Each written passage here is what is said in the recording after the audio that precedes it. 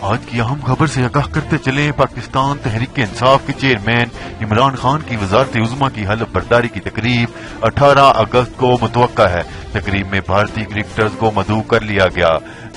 Media report کے مطابق پاکستان تحریک انصاف کے سینئر رہنما سینیٹر فیصل جاوید نے کہا ہے کہ عمران خان کی تقریب حلف برداری میں بھارتی کرکٹرز کو مدعو کر لیا گیا ہے۔